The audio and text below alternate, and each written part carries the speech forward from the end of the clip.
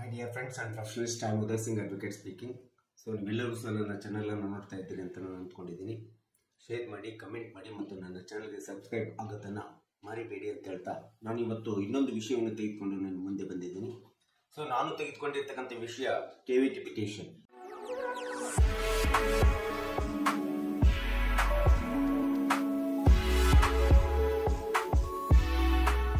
CPC 1908 section 148A ಅಡಿಯಲ್ಲಿ KVT petition ಅನ್ನು ಹಾಕಿಕೊಳ್ಳತಕ್ಕಂಥದ್ದು civil ದಾವೆಯಲ್ಲಿ ಸಹಜವಾಗಿ ನಾವು ನೋಡಿದ್ದೀವಿ.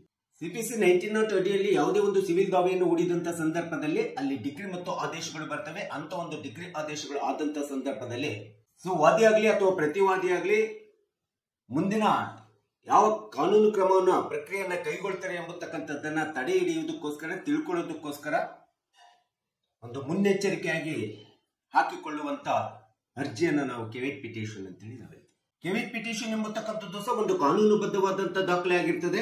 ನ್ಯಾಯಾಲಯದಲ್ಲಿ ಒಂದು ಸಿವಿಲ್ ದಾವೆಯ ತೀರ್ಪು ಆದಂತ ಸಂದರ್ಭದಲ್ಲಿ ಆ ಸಿವಿಲ್ ದಾವೆಯ ತೀರ್ಪಿನಲ್ಲಿ ಮುಂದೆ ವಾದಿ ಅಥವಾ ಪ್ರತಿವಾದಿ ಯಾವುದೇ ವಿಧವಾದಂತ ಪ್ರಕ್ರಿಯೆಯನ್ನು ಕೈಗೊಳ್ಳಬೇಕಾದ್ರೆ ಯಾವ ವಿಧವಾದಂತ ಪ್ರಕ್ರಿಯೆಯನ್ನು ಕೈಗೊಳ್ಳಲಿಕ್ಕೆ ಚಾನ್ಸಸ್ ಇದೆ ಎಂಬತಕ್ಕಂತ ಒಂದು ಭಯ ಭೀತಿ ನಿರ್ಮಾಣ ಆದಂತ ಸಂದರ್ಭದಲ್ಲಿ ಈ ಒಂದು ಕೆವಿಟಿ ಪಿಟಿಷನ್ ಅನ್ನು ಹಾಕಿಕೊಂಡು ಅವರಿಗೆ ಯಾವ ಕ್ರಮವನ್ನು ಕೈಗೊಳ್ತೀರಿ ಎಂಬತಕ್ಕಂಥದ್ರ ಬಗ್ಗೆ ಮುನ್ನೆಚ್ಚರಿಕೆಯ ಒಂದು ನೋಟಿಸ್ ಅನ್ನ ಕೊಡುವಂತ ವ್ಯವಸ್ಥೆ ಏನಿದೆಯಲ್ಲ ಇದನ್ನು ನಾವು ಕೆವಿಟಿ ಪಿಟಿಷನ್ ಅಂತ ಹೇಳ್ತೀವಿ. ಕೆವಿಟಿ ಪಿಟಿಷನ್ ಎಂಬತಕ್ಕಂಥದ್ದು ಒಂದು ಸಿವಿಲ್ ದಾವೆ ಒಳಗಡೆ ಕಾನೂನಿನ ಕ್ರಮವನ್ನ ಅಥವಾ ಪ್ರಕ್ರಿಯೆಯನ್ನ ಪ್ರೊಸೆಸ್ ಅನ್ನ ಕೋರ್ಟ್ ಪ್ರೊಸೀಡಿಂಗ್ಸ್ ಅನ್ನ ಪ್ರಕ್ರಿಯೆಯನ್ನ ತಾತ್ಕಾಲಿಕವಾಗಿ ತಡೆ ಹಿಡಿಯುವಂತ ಒಂದು ಸಕ್ರಿಯವಾದಂತ ಕೆಲಸ ಕಾರ್ಯ ಕೆವಿಟಿ ಪಿಟಿಷನ್ ಮಾಡ್ತಾ ಇದೆ.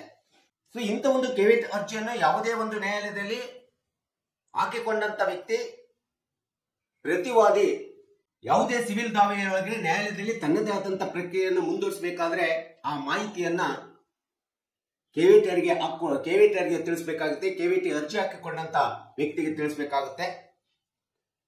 ನಾನು ಯಾವ ಕ್ರಮ ಜರುಗಿಸ್ತಾ ಇದ್ದೀನಿ, ಯಾವ ಪ್ರಕ್ರಿಯೆಯನ್ನು ಕೈಗೊಳ್ತಾ ಇದ್ದೀನಿ ಎಂಬತಕ್ಕಂಥದ್ದನ್ನ ಮಾಹಿತಿಯನ್ನ ಕೊಟ್ಟು ಕ್ರಮ ಕೈಗೊಳ್ಳಬೇಕಾಗುತ್ತೆ, ಕ್ರಮ ಜರುಗಿಸಬೇಕಾಗುತ್ತೆ. ಅಂದ್ರೆ ಕೆವಿಟಿ ಪಿಟಿಷನ್ ಹಾಕಿಕೊಂಡಂತ ವ್ಯಕ್ತಿಗೆ ನ್ಯಾಯಾಲಯವು ಸಹ ಆ ಒಂದು ಪ್ರೊಸೀಡಿಂಗ್ಸ್ ಅನ್ನ ತಡೆಗಟ್ಟಿಬಿಟ್ಟು ಪ್ರಕ್ರಿಯೆಯನ್ನ ತಡೆಗಟ್ಟಿ ನ್ಯಾಯಾಲಯದ ಪ್ರಕ್ರಿಯೆಯನ್ನ ತಡೆ ಹಿಡಿದು ಕೆವಿಟಿಯರಿಗೆ ಮಾಹಿತಿಯನ್ನು ನೋಟಿಸ್ ಅನ್ನು ಕೊಡಬೇಕಾಗುತ್ತೆ. ಆ ನೋಟಿಸ್ ಕೊಡದೆ ಯಾವುದೇ ಒಂದು ಕ್ರಮವನ್ನ ನ್ಯಾಯಾಲಯ ಕೈಗೊಳ್ಳಲಿಕ್ಕೆ ಸಾಧ್ಯ ಆಗೋದಿಲ್ಲ. ಸೊ ಕೆವಿಟಿಯ ಮುಖ್ಯ ಉದ್ದೇಶ, ಮೂಲ ಉದ್ದೇಶ ಅಂತಂದ್ರೆ ಕೆವಿಟ್ ಪಿಟಿಷನ್ ಅರ್ಜಿಯ ಮೂಲ ಉದ್ದೇಶ ಎಂಬತಕ್ಕಂಥದ್ದು ಏನಿದೆ ಅಂದ್ರೆ ಒಟ್ಟಾರೆ ಒಬ್ಬ ವ್ಯಕ್ತಿ ಅಥವಾ ವಾದಿ ಅಥವಾ ಪ್ರತಿವಾದಿ ಆಗಿರಲಿ ಯಾರದೇ ಆಗಿರಲಿ ಈ ಕೆವಿಟಿ ಪಿಟಿಷನ್ ಹಾಕಿಕೊಂಡಂತ ವ್ಯಕ್ತಿಯ ಸಂರಕ್ಷಣೆಯನ್ನು ಮಾಡತಕ್ಕಂಥದ್ದು, ಹಿತರಕ್ಷಣೆಯನ್ನು ಕಾಪಾಡತಕ್ಕಂಥ ಮೂಲ ಉದ್ದೇಶ ಕೆವಿಟಿ ಪಿಟಿಷನ್ಸ್ ಆಗಿರ್ತದೆ. ಸೊ ಈ ಒಂದು ಕೆವಿಟ್ ಪಿಟಿಷನ್ ಹಾಕಿಕೊಳ್ಳುವುದರಿಂದ ಯಾವುದೇ ಒಂದು ಸಿವಿಲ್ ದಾವೆ ಒಳಗಡೆ ಆಗುತ್ತಕ್ಕಂಥ ಡಿಗ್ರಿ ಇರ್ಬೋದು, ಆದೇಶಗಳು ಇರ್ಬೋದು, ಆರ್ಡರ್ಸ್ಗಳು ಇರ್ಬೋದು ಅಥವಾ ಈ ಒಂದು ಪಿಟಿಷನ್ ಅರ್ಜಿ ಹಾಕಿಕೊಂಡಾಗ ನ್ಯಾಯಾಲಯ ಯಾವುದೇ ವಿಧವಾದಂತ ಈ ಒಂದು ಪಿಟಿಷನ್ ಅರ್ಜಿಗೆ ವಿರುದ್ಧವಾಗಿ ಎಕ್ಸ್ಪಾರ್ಟಿ ಡಿಗ್ರಿ ಆಗಲಿ ಇನ್ಯಾವುದೇ ಆದೇಶಗಳನ್ನ ಪ್ರಕ್ರಿಯೆಗಳನ್ನ ಜಾರಿ ಮಾಡಲಿಕ್ಕೆ ಆಗೋದಿಲ್ಲ. ಸೊ ಇಂಥ ಒಂದು ಅಂಶವನ್ನ ಕೆವಿಟಿ ಪಿಟಿಷನ್ ಹೊಂದಿರ್ತದೆ. ಸೊ ದ ಕೆವಿಟಿ ಪಿಟಿಷನ್ ಏನಾಗುತ್ತೆ ಅಂದ್ರೆ ಮಲ್ಟಿಪ್ಲಿಸಿಟಿ ಪ್ರೊಸೀಜರ್ಸ್ ಗಳನ್ನ ತಡೆ ಹಿಡಿಯುತ್ತದೆ ಮತ್ತು ವಿನಾಕಾರಣ ಆರ್ಥಿಕ ವೆಚ್ಚವನ್ನ ಕಡಿಮೆ ಮಾಡ್ತದೆ. It will save the money in the procedural of the court ಅಂತೇಳಿ ನಾವು ಸಹ ಹೇಳ್ಬಹುದು. ಸೊ ಇದು ಒಂದು ಪ್ರಮುಖವಾದಂತ ಅಂಶ ಕೆವಿಟಿ ಪಿಟಿಷನ್ ಅಲ್ಲಿ ಇರ್ತದೆ. ಇಂಥ ಒಂದು ಕೆವಿಟಿ ಪಿಟಿಷನ್ ಹಾಕಿಕೊಂಡಂತ ಸಂದರ್ಭದಲ್ಲಿ ಇದರ ಒಂದು ಕಾಲಾವಧಿ ಎಷ್ಟು ದಿನಗಳವರೆಗೆ ನ್ಯಾಯಾಲಯದಲ್ಲಿ ಇರ್ತದೆ ಅಂತಂದ್ರೆ ಈ ಕೆವಿಟಿ ಪಿಟಿಷನ್ ಕೊಂಡಂತ ಸಂದರ್ಭದಲ್ಲಿ ಕೆವಿಟಿಯರಿಗೆ 90 ದಿವಸಗಳವರೆಗೆ ಕಾಲಾವಕಾಶವನ್ನು ಕೊಟ್ಟಿರ್ತದೆ. 90 ದಿನಗಳ ಆಯ್ತು ಅಂತಂದ್ರೆ ಸಹಜವಾಗಿ ಕೆವಿಟಿ ಪಿಟಿಷನ್ ವೇಕೆಂಟ್ ಆಗುತ್ತೆ. ಒಂದು ವೇಳೆ ಇಂಥ ಒಂದು ಕೆವಿಟಿ ಅರ್ಜಿಯನ್ನು ಮತ್ತೆ ಪುನಃ ಮುಂದುವರಿಸಬೇಕಂತಂದ್ರೆ ಫ್ರೆಶ್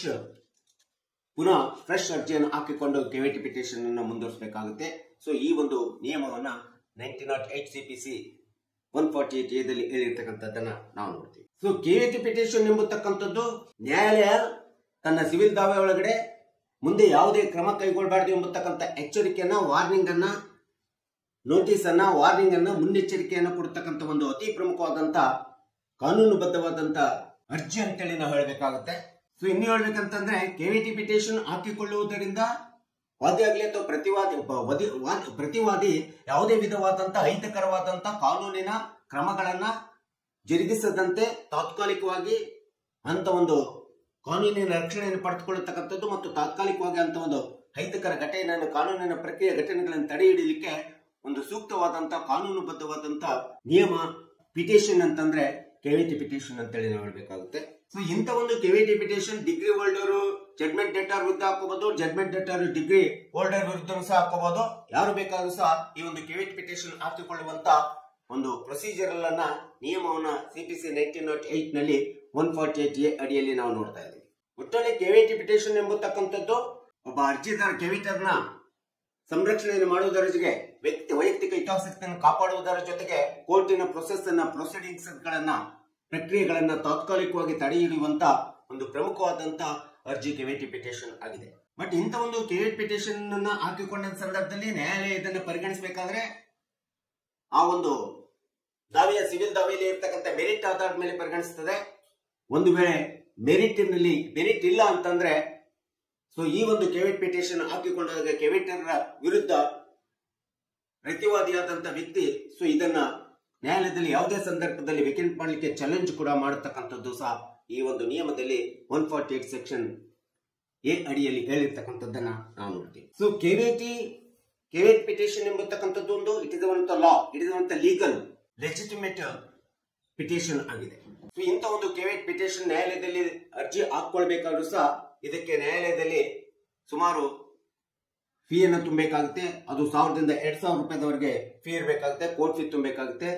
ಆ ಕೋರ್ಟ್ ಫೀನ ತುಂಬಿ ಕೆವಿಟಿ ಪಿಟಿಷನ್ ಅನ್ನ ಹಾಕೋಬೇಕಾಗುತ್ತೆ ಯಾವುದೇ ಒಂದು ಸಿವಿಲ್ ದಾವೆಗಳಿಗೆ. ಸೊ ಇಂಥ ಒಂದು ಕೆವಿಟಿ ಪಿಟಿಷನ್ ಎಂಬತಕ್ಕಂಥದ್ದು ಟ್ರಿಬ್ಯುನಲ್ ಕೋರ್ಟ್ ನಲ್ಲೂ ಸಹ ಫೈಲ್ ಮಾಡಬಹುದು, ಹೈಯರ್ ಟ್ರಿಬ್ಯುನಲ್ ಕೋರ್ಟ್ ನಲ್ಲೂ ಫೈಲ್ ಮಾಡಬಹುದು, ಯಾವುದೇ ಡಿಸ್ಟ್ರಿಕ್ಟ್ ಕೋರ್ಟ್ ನಲ್ಲೂ ಸಹ ಫೈಲ್ ಮಾಡಬಹುದು, ಅಥವಾ ಯಾವುದೇ ಹೈಕೋರ್ಟ್ ನಲ್ಲೂ ಸಹ ಫೈಲ್ ಮಾಡತಕ್ಕಂತ ಒಂದು ಕಾನೂನುಬದ್ಧ ಕಾಯ್ದೆಬದ್ಧವಾದಂತ ವ್ಯವಸ್ಥೆಯನ್ನ ಇವತ್ತು ನ್ಯಾಯಾಲಯಗಳಲ್ಲಿ ನಾವು ನೋಡ್ತೀವಿ, ಸಿವಿಲ್ ಸೂಟ್ಗಳಲ್ಲಿ ನಾವು ನೋಡ್ತಾ ಇದ್ದೀವಿ. ಒಟ್ಟಾರೆ ಕೆವಿಟಿ ಪಿಟಿಷನ್ ಎಂಬತಕ್ಕಂಥದ್ದು ಒಬ್ಬ ವ್ಯಕ್ತಿ ಅಥವಾ ಒಬ್ಬ ವಾದಿ, ಒಬ್ಬ ಅರ್ಜಿದಾರ, ಒಬ್ಬ ವ್ಯಕ್ತಿ ತನ್ನ ವಿರೋಧಿ ಅಥವಾ ತನ್ನ ದಾವೆಯ ಪ್ರತಿವಾದಿಗೆ ವಿರುದ್ಧವಾಗಿ ಯಾವುದೇ ವಿಧವಾದಂತ ಕಾನೂನು ಕ್ರಮಗಳನ್ನ ಜರುಗಿಸದಂತೆ ಪ್ರಕ್ರಿಯೆಗಳನ್ನು ಕೈಗೊಳ್ಳದಂತೆ ತಾತ್ಕಾಲಿಕವಾಗಿ ತಡೆ ಹಿಡಿಯೋದಕ್ಕೋಸ್ಕರ ಇರುವಂತ ಒಂದು ವೆಪನ್ ಅಂತೇಳಿ ನಾವು ಕಾನೂನಿನಲ್ಲಿ ಕೆವಿಟಿ ಪಿಟಿಷನ್ ಹೇಳಬೇಕಾಗುತ್ತೆ.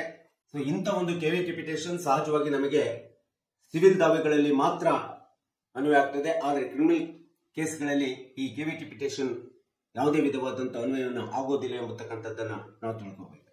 ಸೊ ಈ ರೀತಿಯಾದಂತಹ ಒಂದು ಕೆವಿಟಿ ಪಿಟಿಷನ್ ಎಂದ್ರೇನು ಎಂಬತಕ್ಕಂಥದ್ದು ಸಹ ಇವತ್ತು ಸಾರ್ವಜನಿಕರಿಗೆ ಮತ್ತು ಕಕ್ಷಿದಾರರಿಗೆ ಮತ್ತು ನಿಮ್ಗೆಲ್ಲರೂ ಸಹ ಗೊತ್ತಿರಬೇಕೆಂಬತಕ್ಕಂಥ ಹಿನ್ನೆಲೆಯನ್ನು ಇಟ್ಕೊಂಡು ನಾನು ಈ ವಿಡಿಯೋನ ಮಾಡಿದ್ದೀನಿ. ಸೊ ಈ ವಿಡಿಯೋ ಇಷ್ಟ ಆಗಿದ್ರೆ ದಯವಿಟ್ಟು ಕಮೆಂಟ್ ಮಾಡಿ, ಶೇರ್ ಮಾಡಿ ಮತ್ತು ನನ್ನ ಚಾನೆಲ್ಗೆ ಸಬ್ಸ್ಕ್ರೈಬ್ ಆಗೋದನ್ನ ಮರಿಬೇಡಿ ಅಂತ ಹೇಳ್ತಾ ಇವತ್ತಿನ ವಿಡಿಯೋಕ್ಕೆ ವಿರಾಮವನ್ನು ಹೇಳ್ತೀನಿ. ಇನ್ನೊಂದು ವಿಷಯವನ್ನು ತೆಗೆದುಕೊಂಡು ನಿಮ್ಮ ಮುಂದೆ ಬರ್ತೀನಿ. ಜೈ ಹಿಂದ್, ಜೈ ಕರ್ನಾಟಕ.